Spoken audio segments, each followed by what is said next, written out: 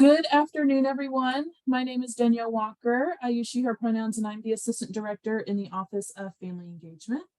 For those of you that are new, this webinar series is intended to help you all become informed consultants on campus resources so that you can better support your Terp. Today, we're joined by staff with the SIGNA and SUCCEEDS programs here at the University of Maryland, and they are here to share about their resources, what their programs do, and how you can support your Terp as they navigate the college experience. And I'm really thrilled to have them with us. This is, I want to say, the first webinar we've done on this topic, so I'm super thrilled to have them here today. If you do have questions, please utilize the Q&A feature you'll find in your toolbar. That may be at the bottom of your screen or the left and right, depending on where you have that positioned. But it would have two conversation bubbles, and then it also says Q&A underneath. That's how you can submit questions to us throughout the webinar. We'll be looking at that as folks are presenting, and then at the end, we'll have time for questions. So definitely submit your questions that way. And then also another housekeeping piece, if you do need captions, there is a caption option. So it will have a square with CC on the inside of it. And it also says show captions. And so you can turn those on if you would like. When it comes to the questions, you'll see those in the Q&A feature. If there's a question that you also would like the answer to, please make sure to use the upvote feature as opposed to typing that out again, because we will prioritize the questions that receive the most upvotes. This presentation will have a lot of information, a lot of links to other web pages. So just know that we will be sharing this slide deck with you all afterwards. And this webinar will also be recorded. So keep that in mind as we're going through. Later today, I'll be sending an email to you all with the slide deck as well as how to find the recording online. You can also refer to your confirmation email on how to access our YouTube channel. So with that, I will hand off the presentation to our presenters. Thanks so much, everyone, for being here. Hi, good day, everyone.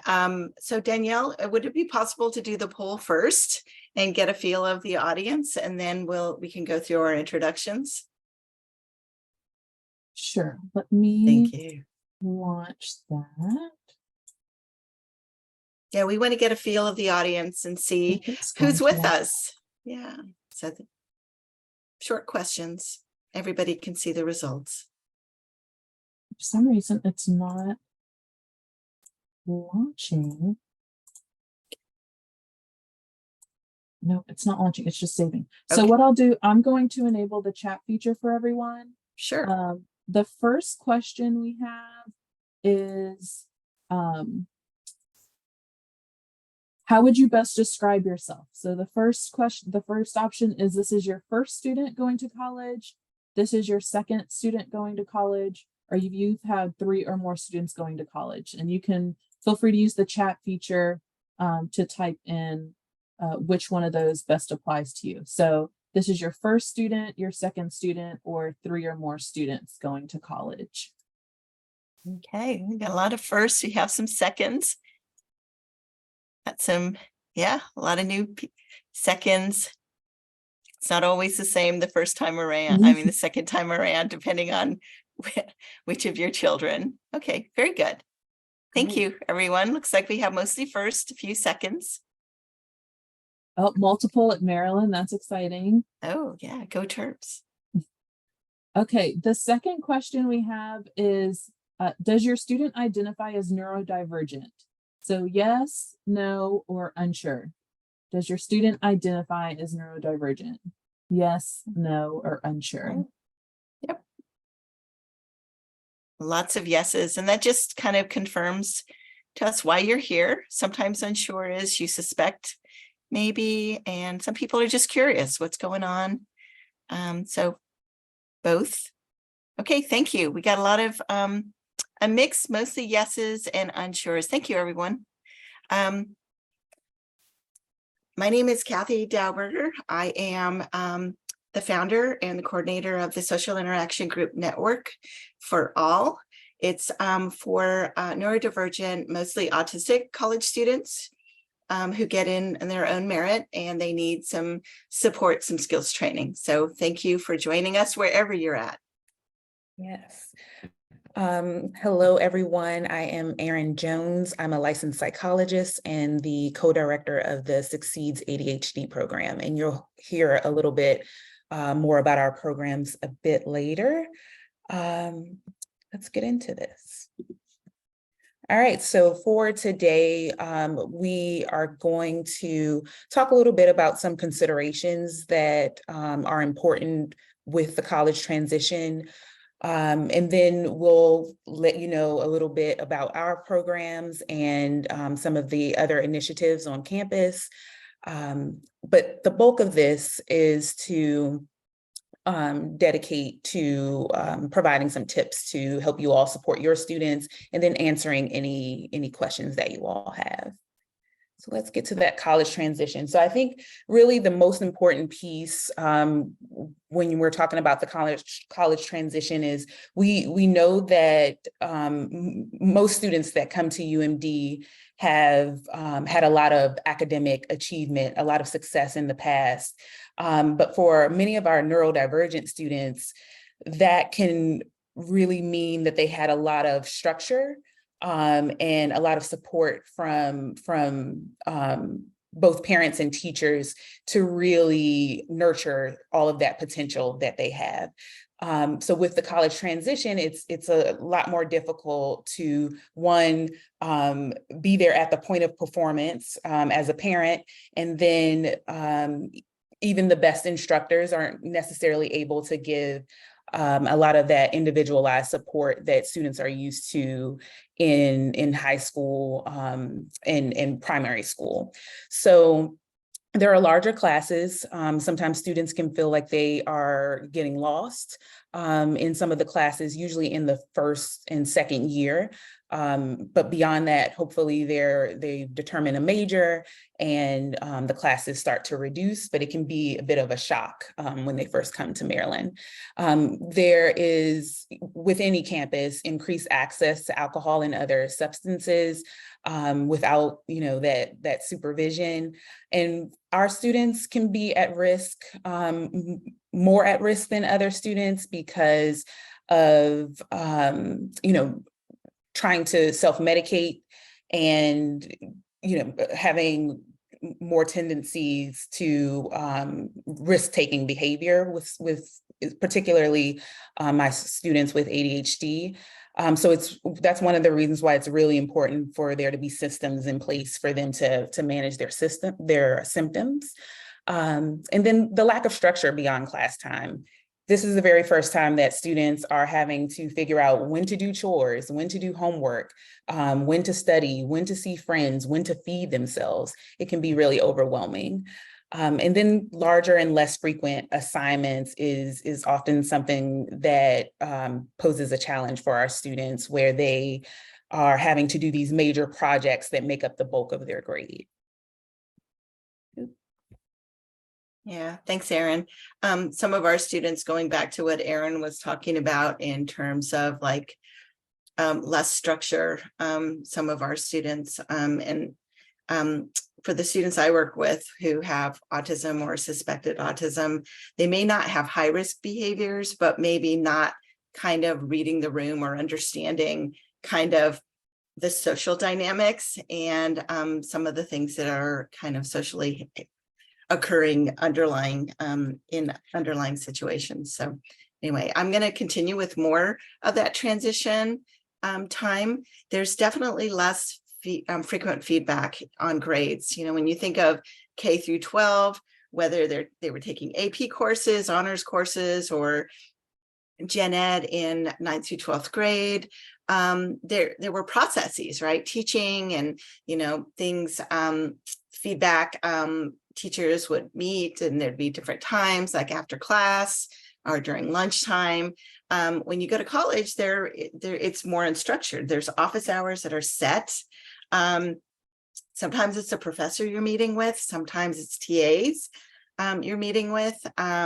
There is typically a rubric. And so a lot of Students are used to rubrics, but that's really how they get their feedback, is by points on the rubric. So if they have to contest or say something about a grade or question something, there's more initiative that needs to be taken. Students tend to need to, if they need more supports beyond office hours, would need to seek more tutoring and more support in that way. Class attendance is a hit or miss. Some professors, it's not mandatory to go to class. In others, it is mandatory. They take attendance and points are given for attendance. Sometimes there's points for participation, and other times, so they're, really understanding the syllabus, what's written, what's provided. There's a platform that all of your students during orientation, or if they're going through orientation soon, they'll find out there's Canvas Elms, which is a platform where professors or courses are posted. Sometimes if your student is a computer science major, the professor may have their own website in addition to Elms. So that's where they'll find out that information.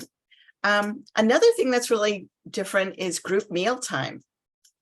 At home, people may have some set patterns, maybe certain times, maybe not. Maybe it's more flex at home, maybe with extracurricular activities, depending on, work schedules, that sort of thing. Meal times may not be as consistent. Same here, except you're eating as larger groups. There are times where people can just go to the dining hall. There's high peak times, and there's also lots of choices, lots of different, either in the moment, on demand, like the grill, places where people can have food made, other places where it's already prepared. There's just a lot of choices and a lot of food. So, and also just some people really love that social piece and that activity, and other people with sensory sensitivities to like smells or sounds or even space might be something. So just choosing times when people eat. So that's a big change for some people. And also the campus is large. We are acres of university from end to end, north to south, east to west. And depending on where, if your student's a commuter, if your student is living on campus, where their classes are, they may be walking a lot. They have a bike, and there are places to register and lock your bike up. We have shuttle buses, things like that. But that does require planning, organization, and knowing those resources. And also, along with the larger campus are more people. And I talked about, there are high peak times. Sometimes if I'm driving into campus, I'm like, oh, this is when classes change. It's harder to be able to get to the parking garage because students are just crossing the streets. And that's the same thing if they're on bikes or if they're trying to get from one place or another, or to eat meals, is there are peak times, high peak times. So anyways, those are some of the things that are just like larger buckets of considerations. All right, so a little bit about SUCCEEDS. So SUCCEEDS exclusively provides services to students, to UMD students with ADHD. We usually operate on a waiting list throughout the year. Students are admitted for the entire fall semester, and then we open up for enrollment for the entire spring semester. So with SUCCEEDS, it starts with an evaluation for intake, and students are able, this is where we are learning a little bit about, what makes them tick, about their ADHD symptoms, if they have any other co-occurring mental health challenges, and then they're able to use that documentation to support their requests for accommodations with ADS. But the bulk of our programming is dedicated to individual coaching and the weekly group sessions. Most of our coaching sessions, whether they be individual or group sessions, they are led by master's level and PhD level students from the clinical psychology, school psychology, and psychological sciences programs. And we are working on some new initiatives where we once had study hall. Now we are trying to listen to our students a bit more about where they want to study, who they want to study with, and trying to organize study sessions across campus.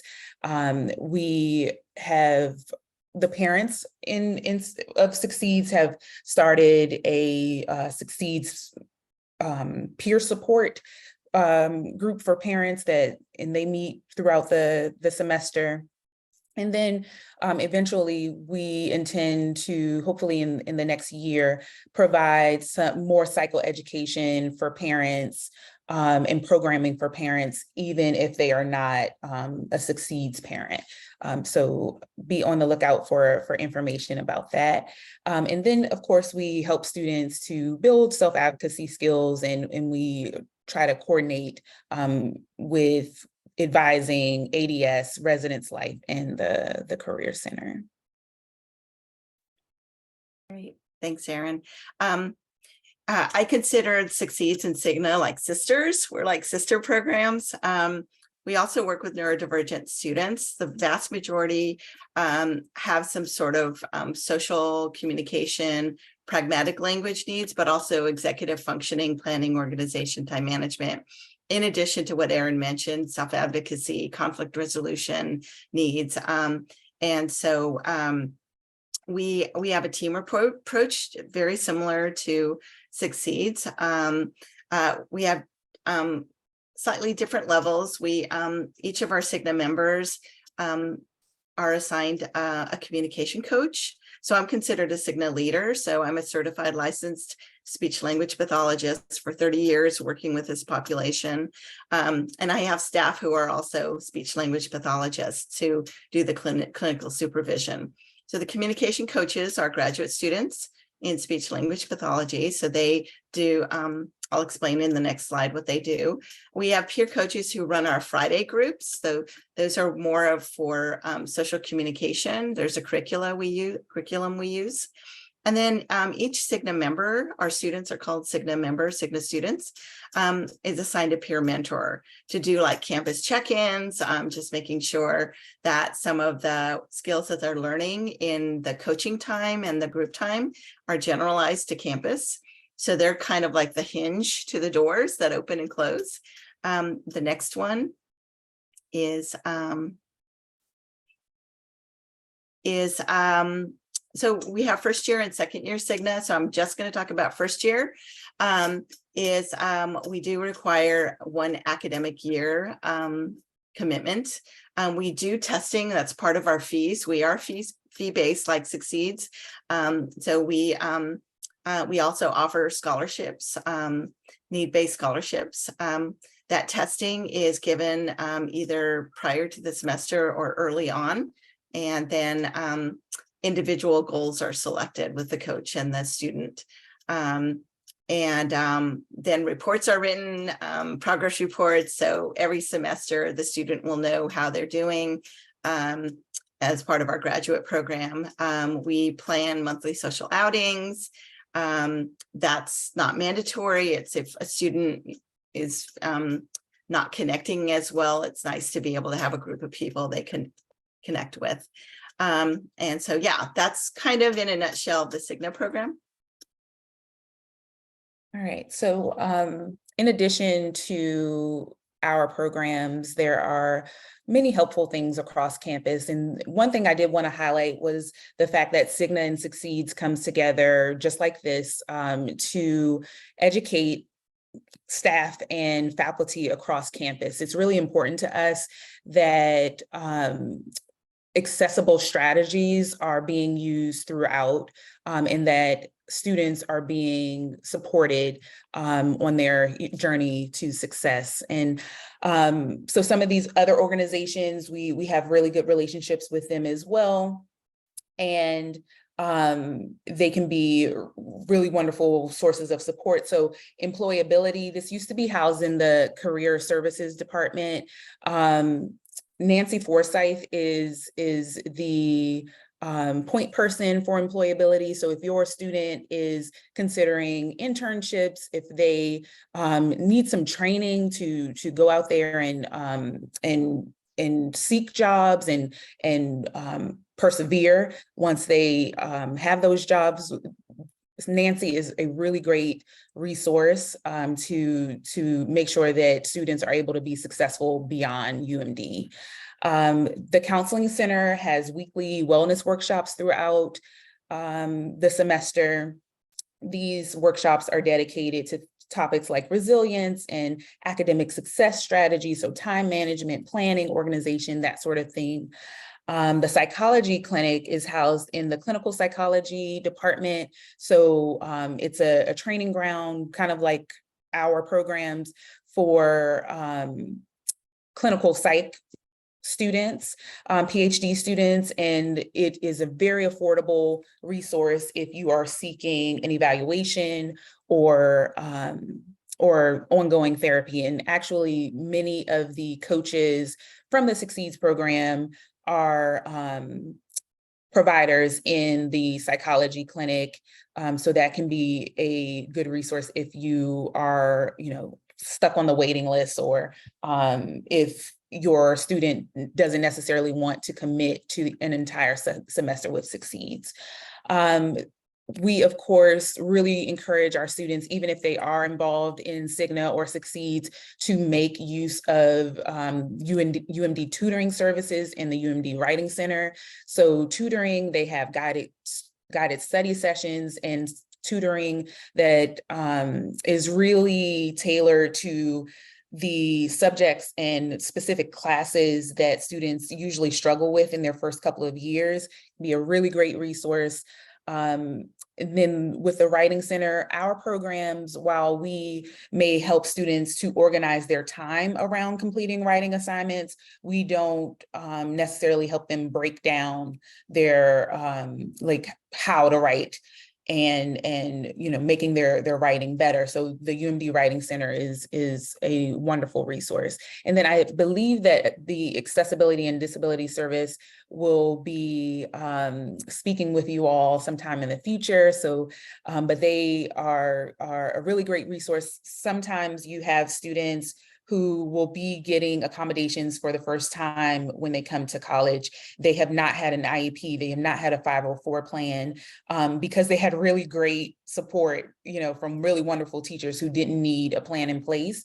But it can be really beneficial to kind of have an early start with ADS and get some things on paper regarding where students will do testing, when they will do testing, and some other things, so that in case they need them, those things are there. And one thing to note is that usually an updated evaluation is or documentation is needed for ADS.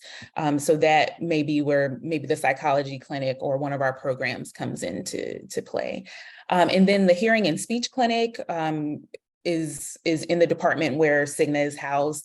And for some of our students who have additional specific learning disabilities in reading or written language, maybe they stutter or have hearing needs, this is the clinic to contact for evaluation and ongoing treatment, and students get 50% off. So, now we are to the tips to help you support your student. Really, and I didn't mention this when talking about SUCCEEDS, but so many of the things that we're talking about here are things that our programs with that individual coaching and that group piece, we help students to build these things, but we also look at parents as partners, of course, in this process. So our goal is always to have students, come to do these things on their own. So we are in no way encouraging you as parents to take over all of these items and do these things forever for your student. That's unsustainable. They will go out into careers, and you won't necessarily be able to call a boss and advocate for your child. So we really recommend a gradual release of students when building some of these things. So right now you are in the process of buying things for their dorm and getting them all set up. And so when you're doing that, kind of think about how they will organize their living and workspaces. So, you know, where are they putting their laundry, their dirty laundry? Where do their keys go when they come in? Where will they keep books? How will they, you know, keep track of papers and things like that in their living spaces? What sort of reminders do they need around their living space? And so that is a collaborative conversation to have with your student. And also, you know, it's probably a little shopping that may need to be done just to make sure that you have the right organizational system. And another thing that happens when school year starts is, you know, the buying of planners. And they're always beautiful, and students get really excited about them. But the reality is most students are not using those beautiful planners long term. And so really kind of helping your student to shift to a digital calendar system can be so helpful. Some students are resistant to that initially. So it's helpful to just make sure that they have the apps on their phone, that they are accessing them or know how to access them. And maybe you're putting certain things that you used to remind them about constantly, maybe you're putting that in the calendars, helping them to put that in the calendar system so that they are able to have some of those softer reminders, you know, before you feel the need to step in. It can be really helpful in reducing stress for both of you.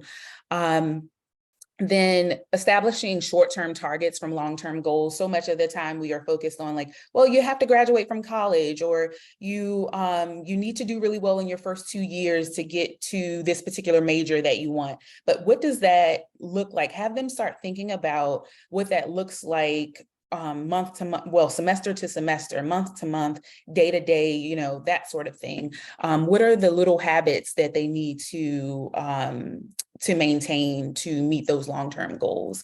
Then, of course, building autonomy and self-advocacy skills. So even before they get out into their careers, you're not necessarily you're not going to have the same access that you had in high school to their instructors. So, you know, encouraging them to make use of office hours, encouraging them, even if you're helping them to, you know, research a certain department and helping them to kind of make contact. Over time, they will build the skills, you know, with your support to know who to call and how to communicate with those services so that they get, you know, what they need, and you're not having to do it all. And so, you know, I kind of talked about like setting things up, but, you know, you are still the biggest source of support for your students. So one of the things, working with so many parents and just, you know, interviewing them and listening to students talk about their parents, it's so important that parents manage their own anxiety, manage their own mental health, practice some self-care, because it's important that you have very balanced reactions to some of the things that your students are going to communicate with you about. And if we hear a lot from students that, you know, they don't tell their parents about the little things because they're afraid of this, you know, massive reaction, and the parent is so worried about them succeeding. And then parents only learn about the little stuff when it gets huge, when the student is in crisis. So that's just such an important thing. And it relates to the rest of this. Even if students are in programs like ours, we are giving them strategies and they're coming up with strategies that may need some tweaking over time. They're experimenting. Be patient while they're experimenting with these new strategies. Normalize mistakes as learning experiences. And then we hear so much from our students that, they don't feel like they can celebrate the little things, and, they're just waiting for the big graduation and all of that. Help them to and model celebrating wins, big and small, really important. Yeah, so carrying on in that modeling is sometimes, even when they're older, they're not little kids anymore, and they're not looking at you as, you don't think they're watching you as a role model. I've raised 5 kids, 5 young adults, 4 out of 5 went to college. They're still paying attention, even in their 30s, they're paying attention. So in terms of modeling self-care, our students sometimes like knowing when to go to bed, or knowing, what time to get up, and how much they do video gaming or watching TV or going out, that sort of thing. Those things, that modeling, you just can't minimize what they pay attention to. And even the self-talk, some things are like life patterns that we're all working on. But this is a really nice step for your student to see. And then promoting active problem solving. This is something that I feel like is overlooked many times. Is like people just expect to like fix it or to problem solve, but it is a process that you can break down. There are some problems that are very explicit, that are on the surface, and others are underlying. They're like the impact of that initial problem creates sub-problems or minor problems. So just really paying attention to like, is there a main problem where if you fix that main problem, some of the other ones will kind of fall into place. And even recognizing that solutions, coming up with solutions. Sometimes, the first plan you come up with, or even the second plan, just doesn't work. And understanding that flexibility of like having options and working through those options. There's really no substitute for good problem solvers. It's a life skill that we all go through, and hopefully we feel confident in doing. Encouraging as much as possible the engagement of what's offered on campus. I know some of my students, because of difficulties with conversation and social interaction, or maybe reading body language, facial expression, sometimes it's harder to navigate those spaces. Doesn't mean the desire is not there. It's just knowing how to kind of reach out. And so part of SIGNA is having those peer mentors and the coaches kind of break down certain steps or help them achieve those short-term goals that Erin was talking about towards the long term. And some of our SIGNA students, some of my students are just like, I'm there to go to school. I want to learn. I'm really not interested in engaging in the campus life. And so really feeling comfortable. Sometimes our desire for our students, our kids to be, get the whole college experience may not be a goal for them. So just really asking questions and encouraging in either way. And just really pay attention to signs of distress. I'm not sleeping, or I haven't eaten, or I skipped a meal, this wellness checks, just kind of paying attention to that, I missed a class, or, you're going to get loneliness, you're going to get sadness, they're going to miss the family pet, they're going to miss home meals, sleeping in their own bed, different things about their routine that they left, and now they're in a new normal. So, but also recognizing that that'll occur, but also listening for some of the other things that are that may be different with this new environment. And then also really some of your students are already seeing a therapist, or they have been seeing a therapist whether they're in state or they're from out of state, they may stay with their same therapist. maybe they're doing it virtually. Maybe they've always been seeing a therapist virtually. We do also encourage to have somebody local if possible. Sometimes it's harder to make those connections. Some people are looking at, oh, we need to make sure medications, they're filled, that sort of thing on a timely basis. And just really being, finding out sources or resources, local ones in the area. Campus, our counseling center is a great place to contact to see, is there somebody at the health center is another great place to contact to see if those options. Therapist options are probably ongoing therapists through our counseling department is probably not a place. It tends to be a place where you get more short-term group or individual, and then they kind of outsource. And so they help with those recommendations, but it's nice if you already know your student has those needs to investigate that. If you reach out to me in SIGNA, you'll have my contact information.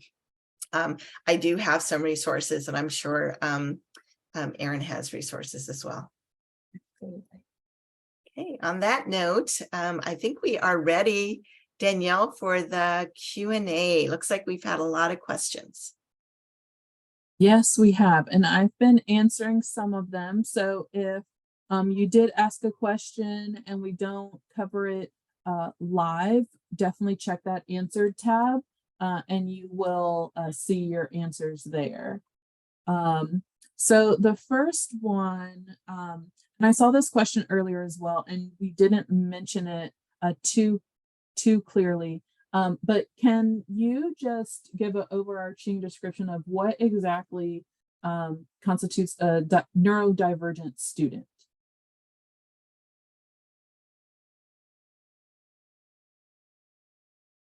Oh, do You want to answer that, Erin? I know that was normally when we do talks, you Oh, usually yeah. cover that.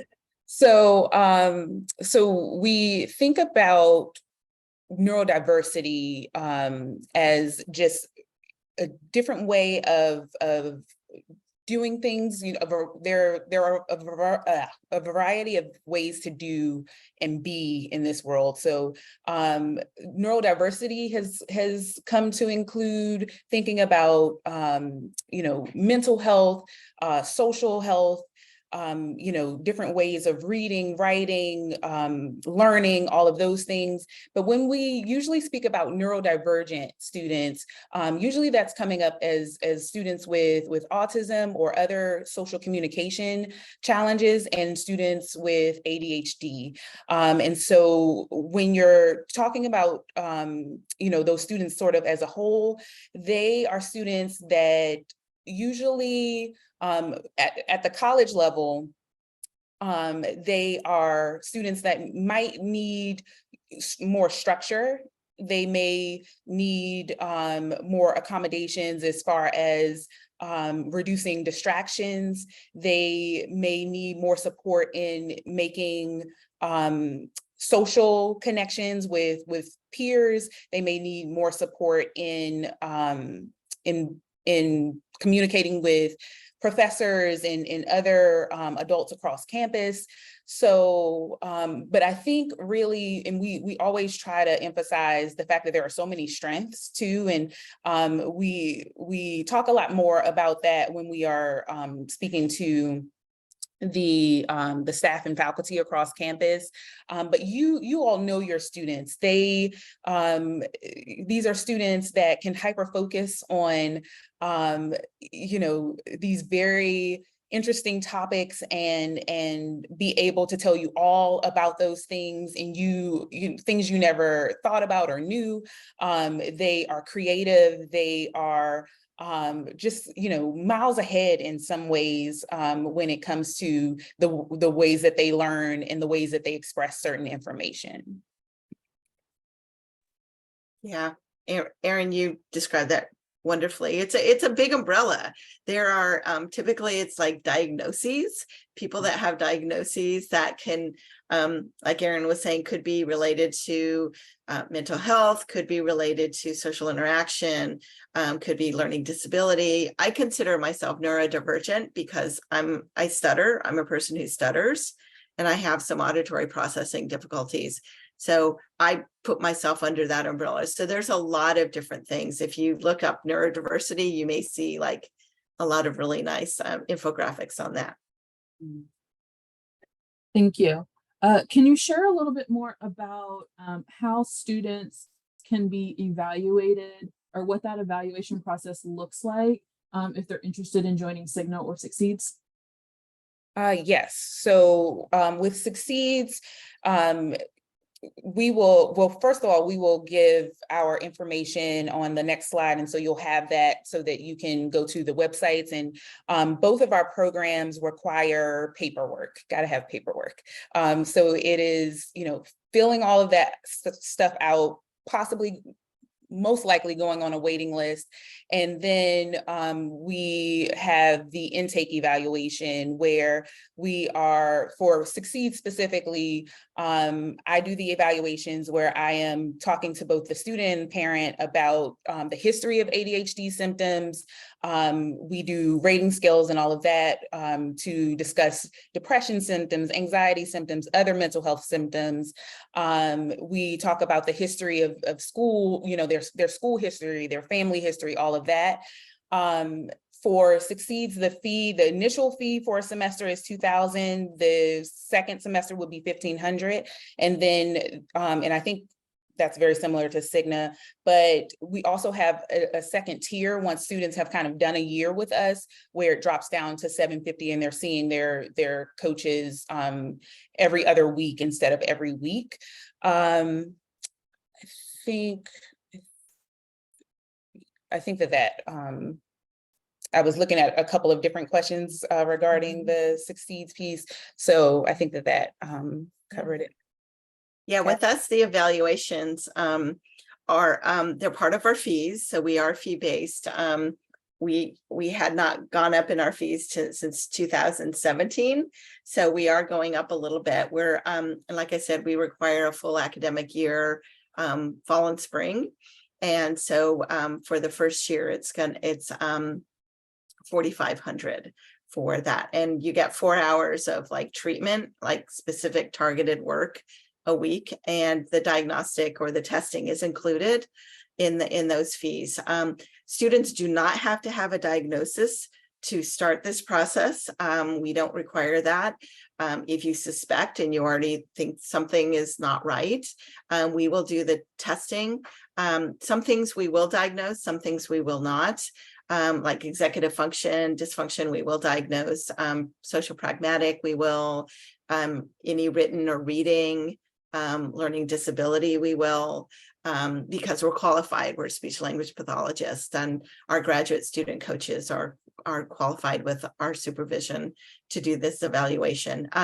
If it looks like your student is strong and there's no need for supports or to be in a program, you have the documentation. We write up the formal report, you have it, and you will be billed our clinic rate. And with that clinic rate, the student will get 50% off. So our diagnostics are amazing. Some of you who have experience with these will be shocked. Our diagnostics are under $400, and then the student gets to 50% off.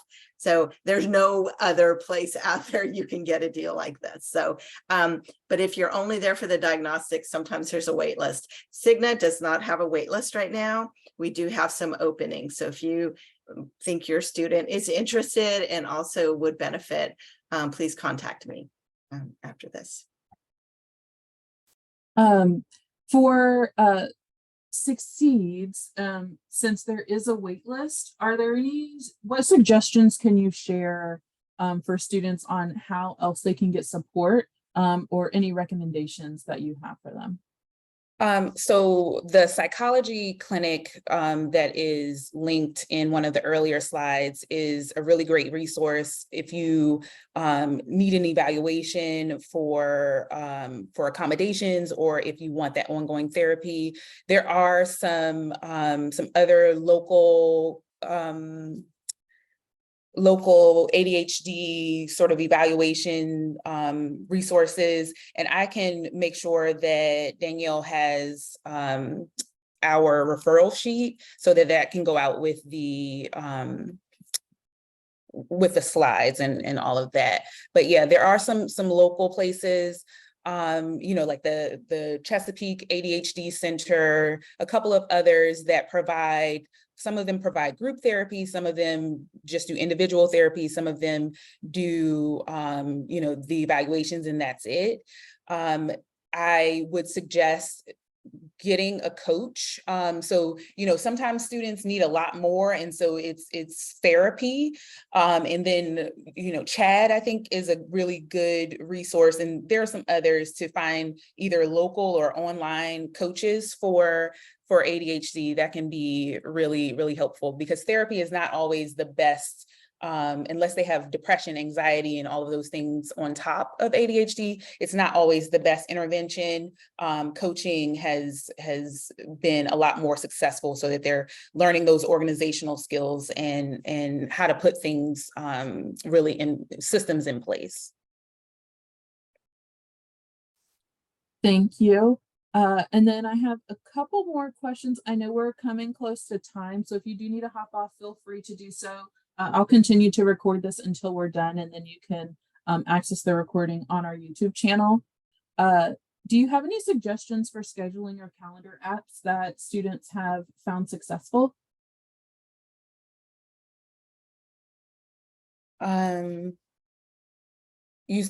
You asked about, I was trying to answer some of these questions in the chat. It was the scheduling and calendar apps. Are there any that you've recommended for students either in SUCCEEDS or SIGNA? So we definitely, for the students, so the Maryland email, the University of Maryland email goes through Google.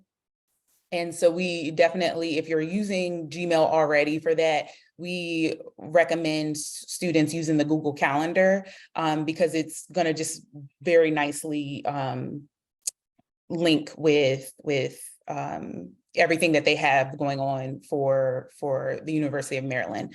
And so in that, we have students using the reminders, using the task lists, and actually scheduling not just when classes happen or when they have appointments, but when are they going to study? When is their work period? When is a good time to just kind of rest, or some of the other things?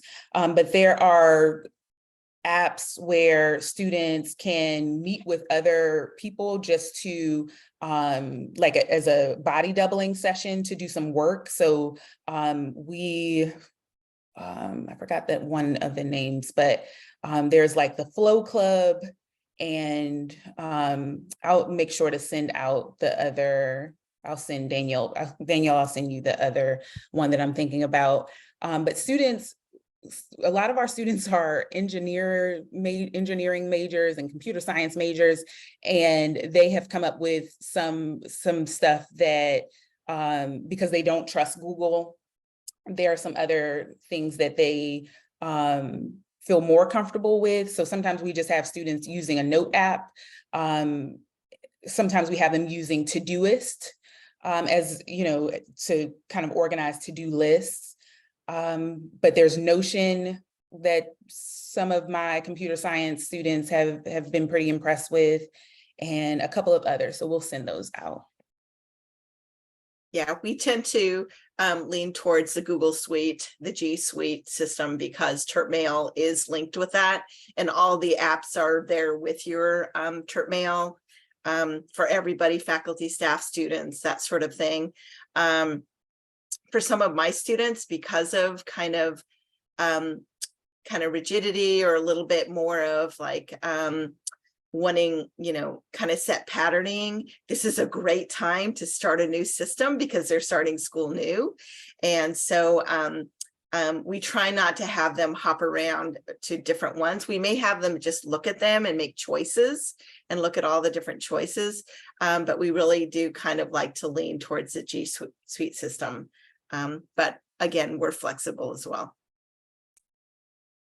Great, thank you. I know the majority of students that I have worked with, they also use the Google Calendar, just because it very easily pulls information from emails and things like that. There's a few more questions in here, but I'm going to ask two of them that I think will benefit the larger group. But we will stay on and try to answer as many as we can just via the chat feature. But then we also have these questions, and so we'll be able to be in touch afterwards. I know, Erin, you did mention a family member support group for SUCCEEDS families. But can you share a little bit more about that? And then also, if either of you know any groups that help support family members of neurodivergent students, that would be helpful as well. Okay, so the SUCCEEDS parent group is pretty new. One of our parents was seeking more peer support and decided to volunteer to run it. And they meet virtually, I think maybe a few times a semester. So you do have to your student has to be in SUCCEEDS for that particular thing. But as far as some of the new initiatives that we're coming up with, so we are currently working on a program to benefit the wider UMD parents with students with ADHD community, where it will be a part of an ongoing research project, but we will have some information soon that will go through Danielle's office, and hope to actually ask you all some questions in the future about that programming, where it will either be individual or group meetings where we are working with parents on self-care, how to support their student, better ways to communicate with their students in order for them to be not only successful, but for the parent-child relationship to improve. Currently, there's not a lot of support that I know of for parents, which is unfortunate. And so that is one of the reasons why we are considering this programming. There's been a lot of interest from the parents in SUCCEEDS as far as like what they can do to, to like navigate this whole transition themselves. There are programs around the District, Maryland, Virginia, the DMV area. And I'll send that with the resources when we send a follow-up to Danielle about family support, sometimes sibling supports, that sort of thing. There are different groups that are happening that are meeting, I believe, virtually. We used to have a SIGNA parent program during the pandemic. So in 2020 and 2021, we did have that. But since then, because we're not leading it, it was a parent led when their student graduated. It didn't continue. Great, thank you. And this There gives me is some the ideas attention. with our office as well. One second. One Okay. second. There's the Attention Deficit Disorder Association that does do support groups. And I think the membership is it's online, completely online, so not local, but they kind of break things down a bit into, whether you're talking about families. They are planning on doing more college level programming, but right now you can join as a parent, you can join as a family, you can join, individually if you have ADHD and get some support there. And they have workshops and things like that. And the membership is like $5 a month or something like that. So You said that was the Attention Deficit Disorder Association. Okay. Perfect. I will make sure I get all of this written down and get the information from you all.